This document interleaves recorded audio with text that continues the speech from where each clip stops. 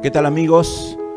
Un placer estar nuevamente con ustedes para estudiar ya la penúltima lección de la escuela sabática de este trimestre. Estamos estudiando el libro de Génesis con sus emocionantes historias y estamos ya en la lección número 12. Una semana más y se acaba el trimestre. Estamos viendo en esta lección, en este repaso, José como príncipe de Egipto. La semana pasada comenzamos a ver la historia de José y ahora continuamos, pero ahora ya José como gobernador, como príncipe de Egipto. Estamos transmitiendo desde el Centro de Estudios de la Naturaleza Cooksonia de la Universidad Adventista de Bolivia. Y esta vez nos acompaña nuevamente nuestro querido amigo, el pastor Juan Carlos Márquez. Él es magíster en teología en el área de misionología, profesor de la Facultad de Teología. Pastor Juan Carlos, bienvenido nuevamente. Su saludo para nuestros amigos. Muchas gracias, pastor. Apreciados amigos y amigas, siempre es un privilegio estudiar juntos la palabra de Dios. Muy bien, pastor. Antes de abrir la Biblia, la palabra de Dios, vamos a hacerlo con una oración. Permítame orar. Padre nuestro que estás en los cielos, te agradecemos, Señor, porque nos das el privilegio de abrir tu palabra y estudiar maravillosas lecciones. Pedimos que tú seas el que habla a nuestro corazón. En el nombre de Jesús, amén. Bien, para organizar nuestra lección, vamos a ver tres secciones. Vamos a dividirla en tres secciones. En primer lugar, vamos a ver cómo José llega a ser el gobernador de Egipto. En segundo lugar, vamos a ver a José y sus hermanos, ese reencuentro emocionante que se produce entre José y sus hermanos.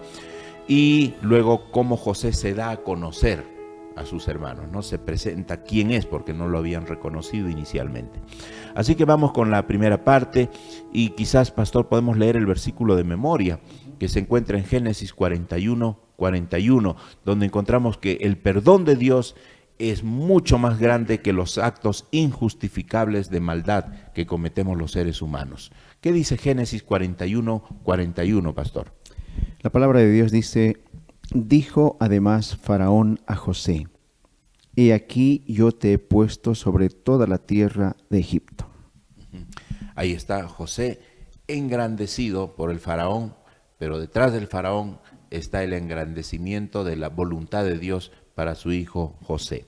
Vamos con la primera parte, pastor. José, gobernador de Egipto. Aquí vemos que José interpreta los sueños del faraón y propone un programa económico para que el país y el mundo de entonces no sufra las consecuencias de la hambruna que iba a haber según el sueño que se le había interpretado al faraón. Y tiene mucho éxito José con todo este programa. ¿Qué lugar ocupa Dios en el éxito de José? Bueno, pastor, sin lugar a dudas, el sueño que recibe el faraón tiene una repercusión en la vida económica de Egipto y en todo el mundo conocido por aquel entonces, porque vienen 7 años de abundancia y 7 años de escasez. El texto de Génesis 42 o 41, 46 dice lo siguiente: era José de edad de 30 años cuando fue presentado delante de Faraón, rey de Egipto. Y salió José de delante de Faraón y recorrió toda la tierra de Egipto. En aquellos 7 años de abundancia, la tierra produjo a montones. Indudablemente, pastor, quien estaba detrás de todo este panorama de abundancia y luego también de escasez era Dios.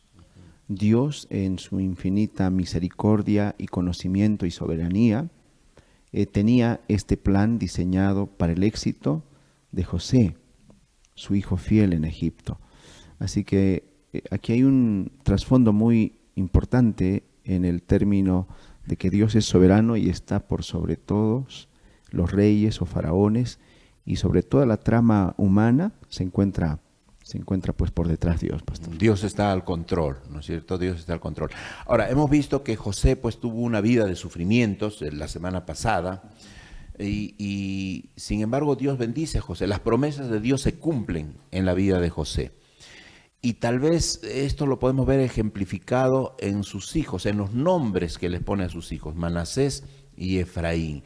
¿Qué significan, pastor, los nombres de los hijos de José y qué significado espiritual tiene para nosotros hoy esos nombres? Bueno, después de tanto sufrimiento y por sobre todo, ¿no?, la distancia familiar que José tiene de su padre, sus hermanos que lo habían vendido, notamos que José es recompensado finalmente, ¿no? Alguien dijo que la vida de José, según la Biblia, es una vida que tiene altos y bajos, ¿no? Como la pasteurización. En el proceso de pasteurización sube a grados máximos de calor, pero en fracción de milésimas de segundos baja a grados mínimos de frío. Entonces la vida de José tuvo esos altos y bajos, ¿no? Por un momento fue el favorecido de la familia y por otro momento estaba en el pozo. Y luego fue vendido a Faraón o a Potifar, llega a Egipto y estaba en la cárcel. Entonces ahora lo vemos ya como segundo hombre de importancia en el liderazgo de Egipto. Y Dios también prospera a José dándole hijos. Génesis 41 dice lo siguiente, ¿no? El verso 51 y 52. Y llamó José el nombre del primogénito Manasés, porque dijo, Dios me hizo olvidar todo mi trabajo y toda la casa de mi padre.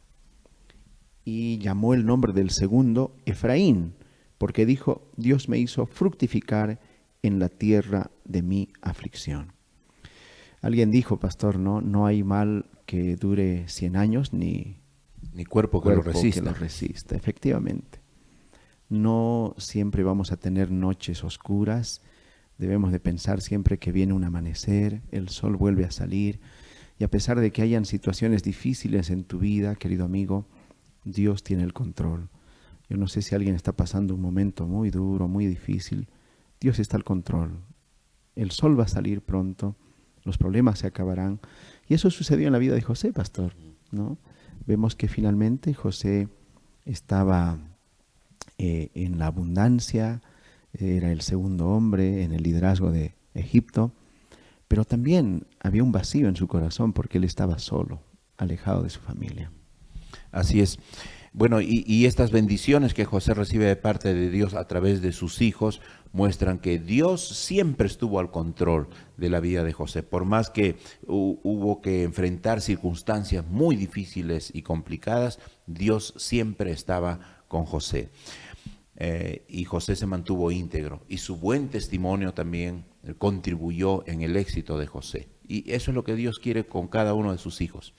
Vamos a pasar a la segunda parte, pastor. Vamos a ver cómo José ahora ve a sus hermanos después de tantos años. Después de muchos años, ahora José ve a sus hermanos venir. Cómo estos encuentros con sus hermanos, en estos encuentros, cómo se revela la providencia divina a pesar de la maldad de los hombres, a pesar de la maldad de los hermanos de José. La providencia divina se manifiesta. ¿Y cómo se manifiesta? Después de 20 años, según el registro bíblico, pastor, el texto de Génesis 42 menciona que vinieron los hijos de Israel a comprar entre los que venían porque había hambre en la tierra de Canaán. Y Jacob no envió a Benjamín, menciona el texto bíblico, hermano de José, porque era el último hijo de Jacob, ¿no? Que le quedaba. Jacob no quería arriesgar al otro hijo de Raquel, su esposa amada. Exactamente, ¿no? Y el verso 6 dice lo siguiente, y José era el señor de la tierra, quien le vendía a todo el pueblo de la tierra. Y llegaron los hermanos de José y se inclinaron con el rostro a tierra. Providencialmente esto sucede, pastor, porque José no imaginaba que en estas circunstancias sus hermanos iban a encontrarlo en esa condición. Ahora, ese hecho de inclinarse ante José, ¿será un cumplimiento por lo menos parcial de los sueños que tenía José cuando vivía con sus hermanos? Efectivamente, pastor, porque cuando la Biblia en el capítulo 37 de Génesis menciona que José estaba atravesando una situación muy triste por la incomprensión que tenía por parte de su familia, hasta su padre lo reprende, ¿no? Le dice, ¿cómo? ¿En algún momento vamos a adorarte a ti? y nosotros también, tus padres, ¿no? Entonces José recordó los sueños que tenía cuando era jovencito, ¿no? Así es. Ahora este sufrimiento de los hermanos, porque ahora son los hermanos los que sufren con el hambre que está enfrentando toda la tierra. Este sufrimiento y ese hecho de inclinarse ante José sin saber que era José, por supuesto. ¿Cómo revela todo esto? ¿Qué nos enseña esta historia acerca de las consecuencias del pecado y la maldad? Obviamente, pastor, el texto bíblico, según Génesis 42, menciona que sus hermanos no lo reconocieron. José comenzó a intercambiar algunas ideas con ellos porque realmente ellos se sintieron culpables de alguna manera, ¿no? Porque estaban pasando una situación muy tremenda y justamente lo que ellos estaban atravesando, el hambre, que obviamente a cualquiera de nosotros nos podría llevar a una situación crítica de salud, los llevó a estar conscientes de que lo que habían hecho en el pasado de alguna manera tenía un efecto, una implicancia en su vida familiar. Mucho más ahora, ¿no? Los hijos, la familia, estaba padeciendo hambre. Y las consecuencias eran inobjetablemente evidentes ahora, ¿no? Ellos tal vez comenzaron a pensar, wow, estamos cosechando lo que hicimos en algún momento, ¿no? Y no se daban cuenta de que estaban delante del mismo José, a quien vendieron hace 20 años atrás. Y el Señor en su misericordia permitió que ellos se den cuenta que estaban cosechando lo que habían sembrado, ¿no? Porque en el proceso de salvación, en el camino a la salvación, una de las primeras cosas es reconocer la situación de uno, ¿no? Para que se pueda arrepentir. Y Dios permitió que ellos puedan reconocer eso. Ahora, José también quería saber algo y hace algunas cosas extrañas, especialmente con Benjamín, ¿no? Primero insisten que traigan a Benjamín, los hermanos no quieren traerlo porque su papá no lo va a dejar, y uno de ellos inclusive se queda como garantía para que Benjamín vuelva. Y vuelven los hermanos con Benjamín, trayendo a Benjamín, y José hace algunas cosas extrañas. Por ejemplo, en primer lugar, cuando lo sienta a la mesa, a Benjamín le sirve 5 veces más comida que a sus hermanos. Cuando se regresan hacia casa, pone la copa de la adivinación, así le llamaban. Sabemos que no era la copa la que le hacía adivinar, pero así la conocían a esta copa, la copa de la adivinación. José pone esta copa en el costal de Benjamín y al final, cuando se están yendo, vienen los emisarios y encuentran la copa en el costal de Benjamín. Hizo cosas extrañas con Benjamín. ¿Qué quería ver? ¿Qué quería lograr José con todo esto? José tenía un propósito. Al reconocer a sus hermanos, indudablemente se conmovió su corazón. Imagínate a ti después de 20 años ver a tu hermano, a tu hermana. Han habido casos, ¿verdad, pastor?, que por situaciones de la vida nos distanciamos de la familia. Sin embargo, José tenía la intención de ver si sus hermanos habían cambiado de actitud. ¿Ellos realmente no eran los mismos o seguían siendo los mismos que lo vendieron? Sin dudar en ningún momento acerca de el valor que tiene un hermano de sangre, lo venden. Y José quería comprobar si ellos habían cambiado de actitud, si de pronto en estos años habían reflexionado o si esta era la condición. ¿Y sabe qué, pastor? Cuando la primera vez ellos vuelven con el dinero que habían pagado en sus costales, ya comienza un proceso de culpa. Y hay un verbo en hebreo, el verbo Hashem, que implica una expiación, ¿no? Se usa este término en el servicio del santuario, Hashem, por el hecho de que ellos tenían que expiar su culpa. Entonces ya comenzó un proceso, ¿no?, en el corazón de Rubén, de Judá, los hermanos de José, un proceso de sentimiento de culpa, y ese sentimiento de culpa obviamente estaba obrado por el Espíritu Santo para que ellos reconozcan su situación. Y José tenía la intención de comprobar si ellos realmente eran los mismos o habían cambiado de actitud. Claro, ese fue el propósito de José, ¿no? ¿Qué tipo de hermanos seguían siendo? ¿Eran los mismos o habían sido regenerados. Y bueno, José ve que sus hermanos han cambiado, porque antes tenían envidia de José, querían ver si ahora al servirle más tenían envidia por Benjamín, ¿no? Y José descubre gratamente que sus hermanos han cambiado, porque ahora lloran, ruegan, suplican, porque José les dice ahora Benjamín va a la cárcel, ¿no? Y los hermanos, inclusive Judá se presenta y dice, por favor, llévame a mí a la cárcel, ¿no? Voy a sustituir a mi hermano Benjamín, llévame a mí a la cárcel, o si quieres mátame, ¿no? Exacto. Pero Judá da la vida, está dispuesto a dar la vida por Benjamín.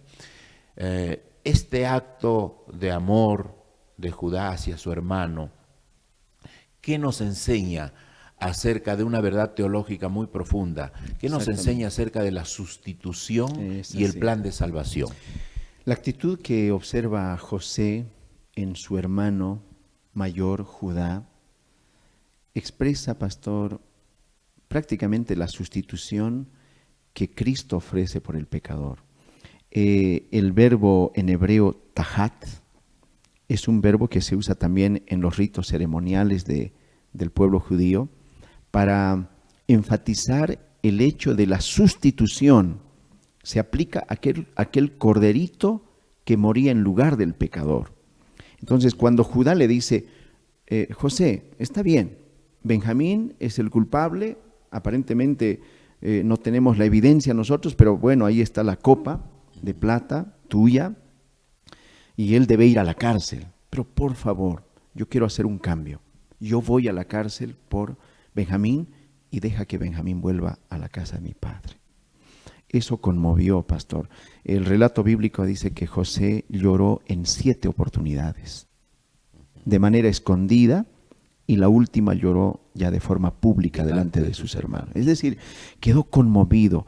El cambio de actitud en ellos había sido obrado por el Espíritu Santo y Dios había producido un cambio en Judá al decirle, no hay problema, yo me quedo en lugar de Benjamín. Y se usa el verbo en hebreo tahat, ¿no? Que significa sustitución.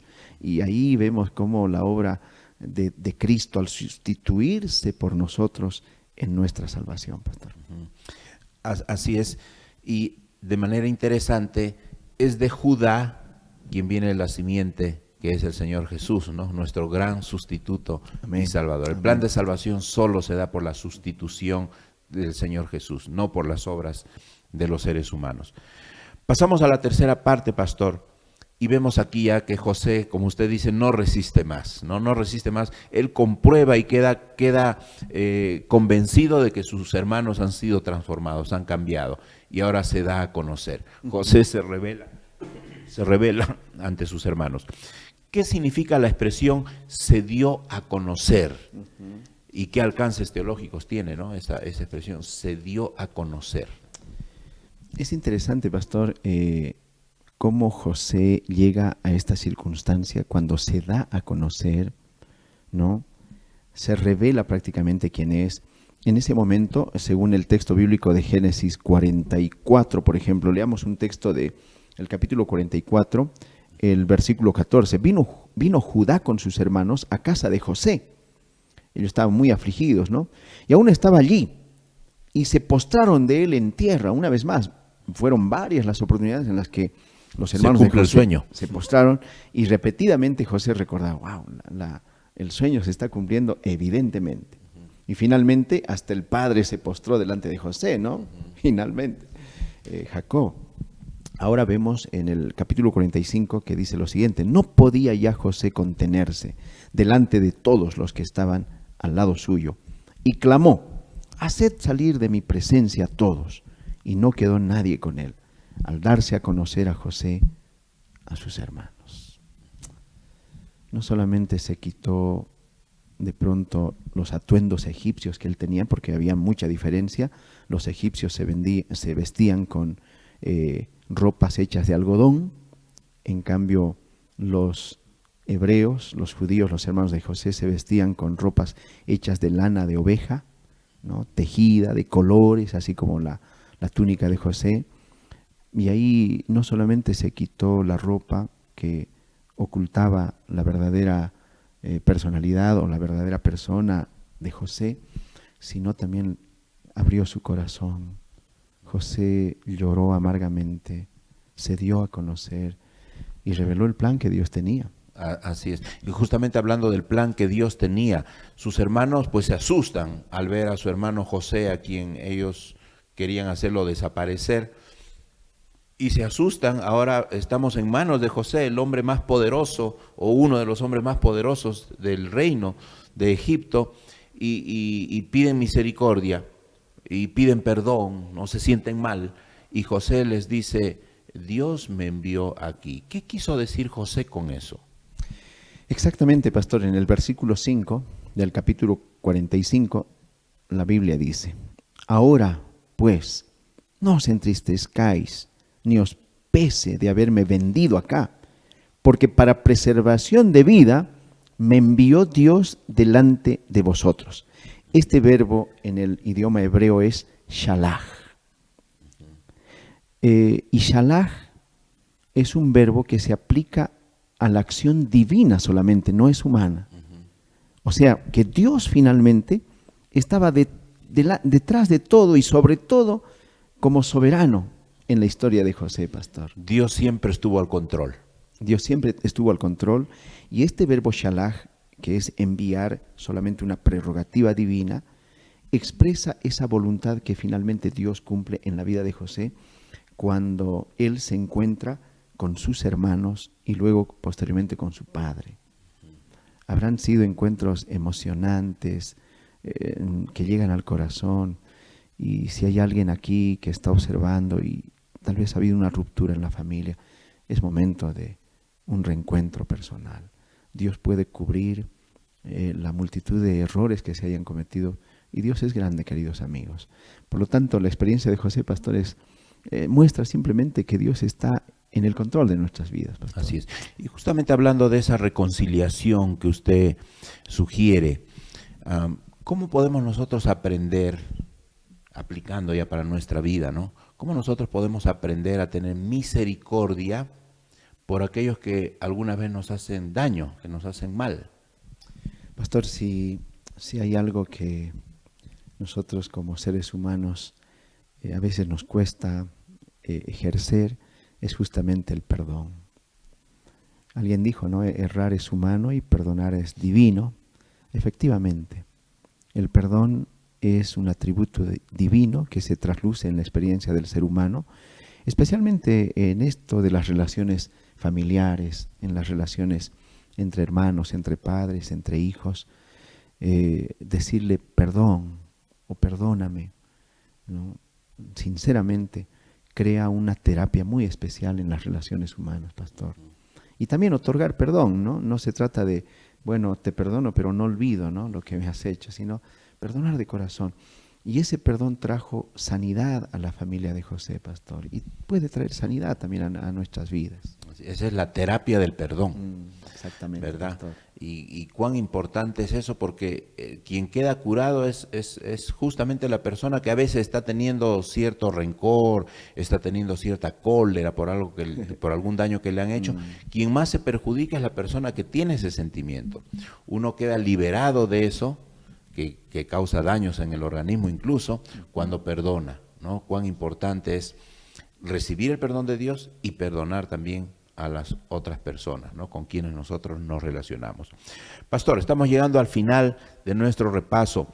En forma breve, quizás podríamos ver en José una especie de precursor de Cristo, una especie de tipo de Cristo. ¿Y cómo así? Efectivamente, pastor. Se ha tipificado a José como un tipo de Cristo por la actitud que tiene, el hecho de que José fue vendido por sus hermanos. Resalta también la traición de Judas al vender a Jesús. El hecho de la traición, resalta el hecho también de que Jesús fue traicionado por nuestras culpas. Pero finalmente, pastor, existe un momento de reconciliación, y Jesús nos reconcilió en la cruz del Calvario. No hay duda alguna, y cada día nosotros aceptamos a Jesús como nuestro Salvador personal, y tenemos el privilegio de reconciliarnos con Dios, y eso nos motiva también a reconciliarnos los unos con los otros, ¿no? Así que José obviamente es un tipo de Cristo, pastor. Así es. Bueno, muchas gracias, pastor. Muchas gracias. Hemos visto entonces en 3 secciones este relato impresionante de la vida de José, cómo llega a ser gobernador de Egipto y cuál es el papel, el rol, el lugar que tiene Dios en el éxito que tiene José, ¿no? Dios es el que hacía prosperar, Dios es el que estaba al lado de José en todo momento. En segundo lugar, hemos visto ese reencuentro con sus hermanos, todavía sin darse a conocer, y vemos cómo Dios puede cambiar lo malo en bueno. Y Dios los hermanos de José pudieron mostrar su regeneración, su cambio, su transformación, que solamente es producto del trabajo del Espíritu Santo. Y en tercer lugar vemos ese amor perdonador de José, ¿no? Que redime, así como el amor de Jesús hacia nosotros. Y estos hermanos se reconcilian, se encuentran gracias a que Dios puso en José esa misericordia y ese amor que refleja el amor de Dios, ¿no? El amor que Dios tiene por nosotros. Entonces vemos cómo Dios cumple sus promesas siempre con sus hijos. Es el Dios de la providencia que está participando en las acciones de los seres humanos, y el Señor puede cambiar lo bueno, lo puede cambiar en malo, ¿no? Si nosotros seguimos confiando en Él. Vamos a terminar nuestro repaso de la lección número 12. Vamos a hacerlo con una oración, pastor. Por favor. Bien, oremos, amigos. Querido Padre, te damos muchas gracias por la enseñanza de tu palabra respecto de la experiencia que tuvo José en ese encuentro maravilloso con su familia después de tantos años de distancia. Señor, oramos porque tu bendición esté en cada hogar, en cada familia. Tú prosperes a tus hijos, Señor, de la misma manera como prosperaste a José en una tierra distante. Señor, acompáñanos en el nombre de Jesús. Amén. Amén. Bien, amigos, muchas gracias por haber estado con nosotros y los invitamos a seguir estudiando y a la última lección, la lección número 13, para que la próxima semana nos reencontremos con este repaso, terminando el estudio del libro de Génesis. Que el Señor los bendiga. Nos vemos la próxima semana.